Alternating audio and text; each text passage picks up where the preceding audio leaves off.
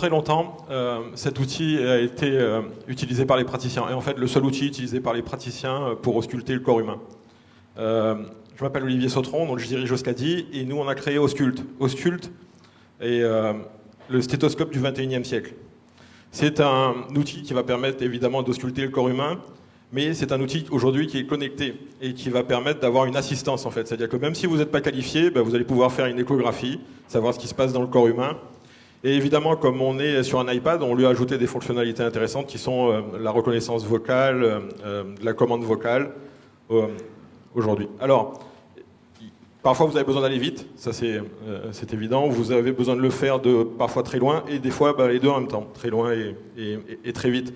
Donc c'est tout à fait adapté aux situations d'urgence, mais c'est aussi, comme je l'expliquais, adapté aujourd'hui à de l'assistance. C'est-à-dire que si vous n'avez pas l'utilisé, il n'y a pas de souci, vous êtes connecté à un autre iPad avec un autre praticien qui pourra vous expliquer comment faire votre échographie, et si vous êtes dans la brousse, et si vous avez besoin de savoir si vous avez affaire à une femme enceinte ou pas, et s'il faut la déplacer vers un hôpital, avec cet outil, vous allez pouvoir le savoir. Et l'idée, en fait, c'est de ramener le diagnostic au patient, éviter de déplacer le patient le plus possible.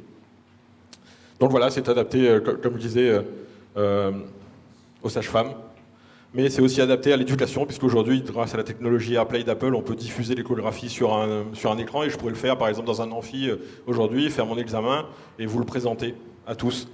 Et on espère qu'à très court terme, tout le monde pourra avoir accès à cet appareil, et très facilement faire des diagnostics, en fait, et savoir s'il faut déplacer la personne ou pas. Alors aujourd'hui, on est prêt pour les marchés émergents, on est prêt pour le marché vétérinaire. On va travailler sur les certifications médicales pour pouvoir attaquer le marché humain dès l'année prochaine. Et si je suis là aujourd'hui, c'est pour vous présenter ça. En fait, alors je l'ai dit tout à l'heure, j'ai eu la chance d'être finaliste à TechCrunch Disrupt. Moi je considère que c'est de la chance, et puis les gens me disent non, c'est du travail. Alors en fait, je vais vous expliquer, ça c'était le conte de fées en fait, la partie finaliste. Je vais vous expliquer en fait comment ça s'est passé. En fait, l'année dernière, j'étais perdu. J'étais un chef d'entreprise. Alors je suis ce que les anglo-saxons appellent serial entrepreneur. Je suis à ma 4e société. Et en milieu d'année, pour des divergences d'opinion avec les gens qui sont dans mon conseil d'administration, on ne savait plus très bien où on était, on ne savait plus très bien ce qu'on était en train de faire. Et j'avais besoin de me prouver que ce que j'avais dans la tête, que le projet que j'avais imaginé, et que le produit que j'avais imaginé en tout cas, était bien conforme à la réalité du marché. Et quel meilleur moyen pour ça que d'aller se confronter aux meilleurs.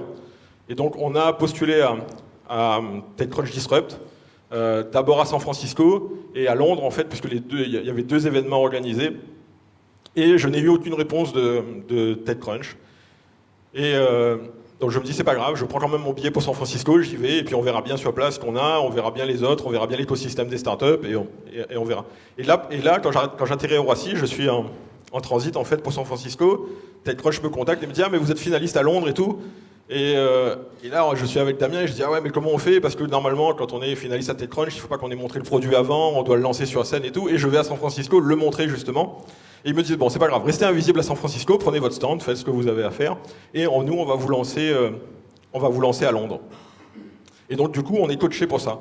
On a une super présentation. Évidemment je parle anglais comme une vache espagnole. Ça c'est à peu près.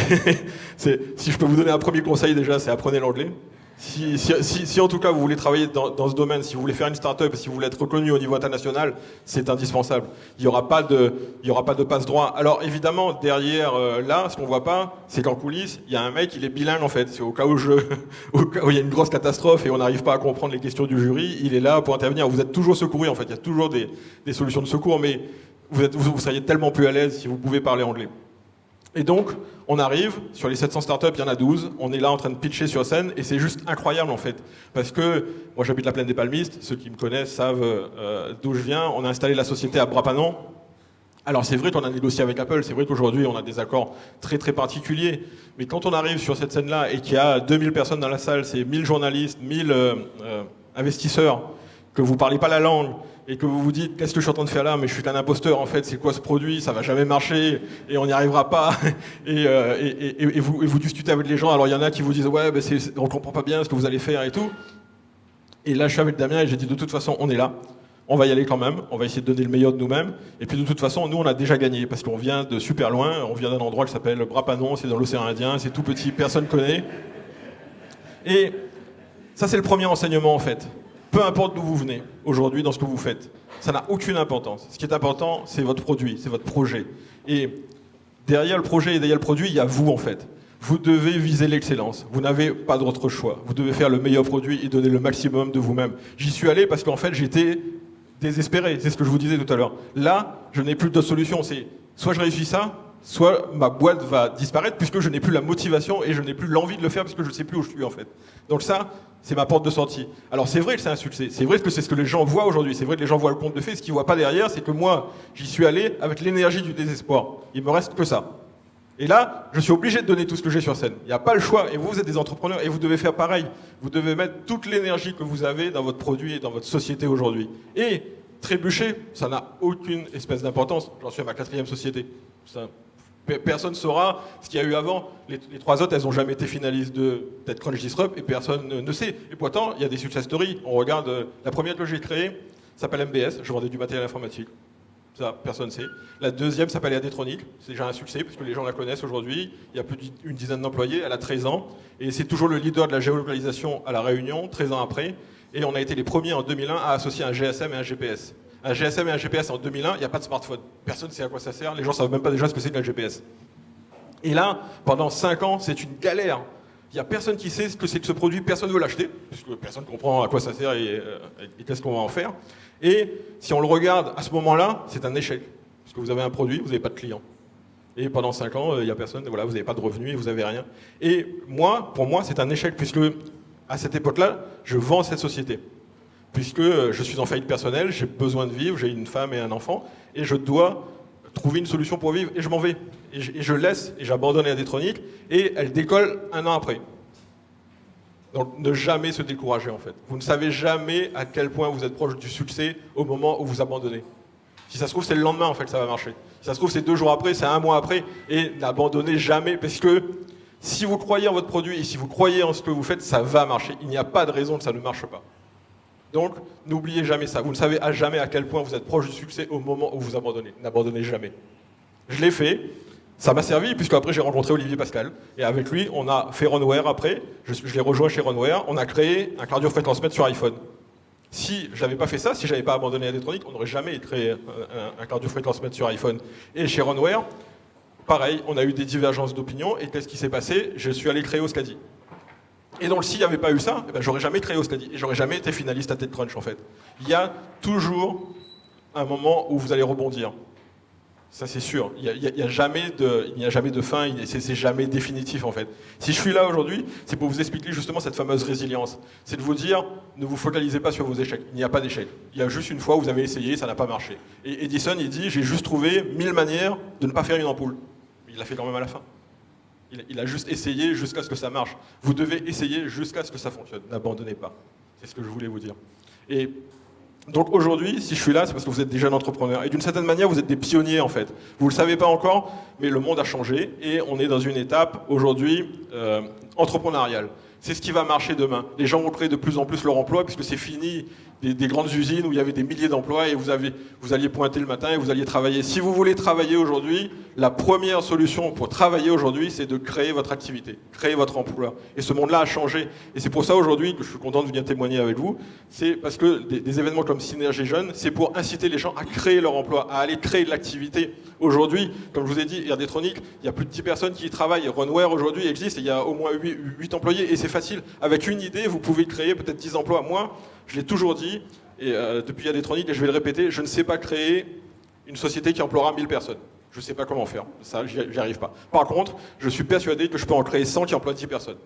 Ça reste ma conviction. Je suis sûr que je peux trouver 100 idées, et ces 100 idées emploieront 10 personnes et feront des sociétés qui sont rentables, en fait, qui fonctionnent et qui permettent à ces gens d'avoir une activité. Et ça, aujourd'hui, si vous êtes là, c'est votre choix, et ça sera votre motivation, je ne sais pas comment le dire, je vais dire votre obligation, tiens. Ça sera, comme ça va vous mettre un peu la pression, parce que c'est vous qui allez créer les emplois de demain, en fait.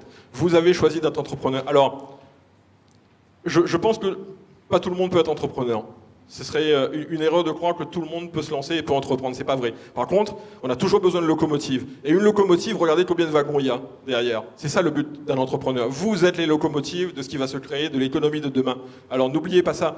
Des gens dépendent de vous en fait aujourd'hui. Vous êtes des locomotives. Et une locomotive peut très bien avoir 50 wagons derrière aujourd'hui. Ça, c'est important. Et si on veut relancer l'économie, et moi j'y crois, et je suis ancré sur le territoire, et des gens me flattent, et encore j'étais à Vegas en début d'année, les gens me disent venez vous installer aux États-Unis, venez, je ne veux pas, je suis installé à Bras-Panon, je monte une unité de production à Bras-Panon, je vais construire des échographes à La Réunion à Bras-Panon parce que je veux créer de l'activité sur mon territoire. Pourquoi ? Parce que j'ai des enfants ici, je suis né ici, et je veux que La Réunion existe. Et quand je vais à TechCrunch, la première chose que je dis, et ce que je n'ai pas montré dans les slides, la première chose que je dis c'est regardez où j'habite.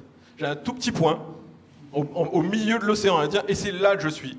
Et là, j'ai des besoins spécifiques, j'ai besoin de spécialistes qui ne sont pas là, et donc j'ai besoin d'un appareil d'échographie connecté pour ces gens-là. Mais je n'oublie jamais d'où je viens. Et j'insiste sur ce fait, je veux créer de l'activité ici, en fait. Et ça, on peut le faire.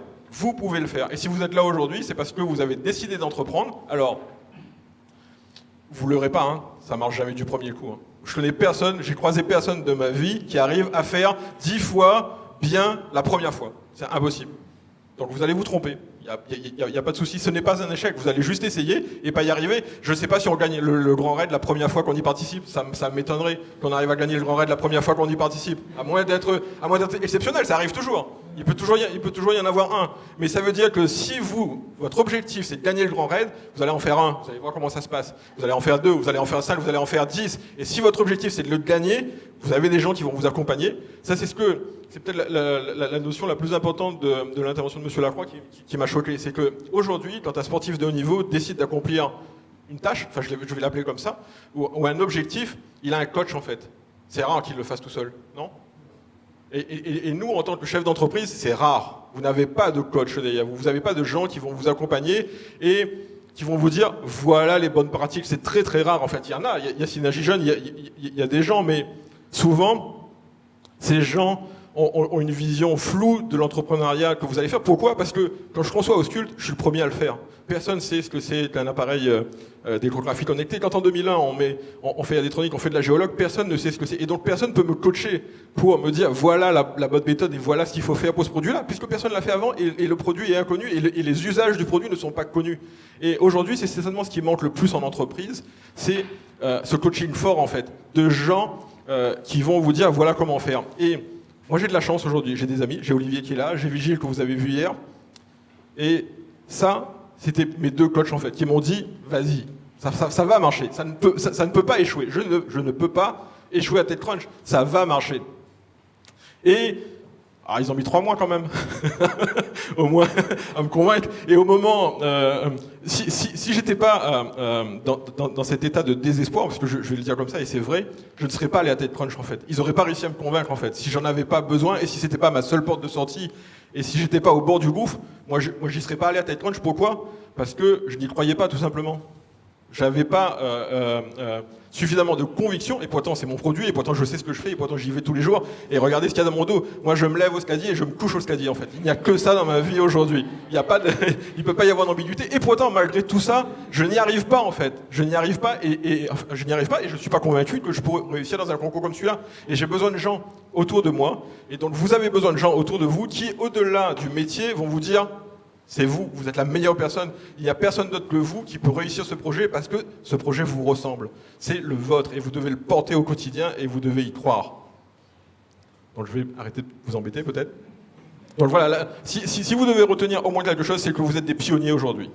Dans le monde entrepreneurial, ça va devenir la norme demain. Vous avez juste de l'avance sur tout le monde. Donc prenez cette avance pour créer. Vous êtes jeune aujourd'hui, vous pouvez faire 1, 2, 3, 5, 10 sociétés et il y a un moment où vous allez trouver la bonne en fait, celle qui vous ressemble, celle qui vous représente et celle qui va porter le reste de votre vie. Merci.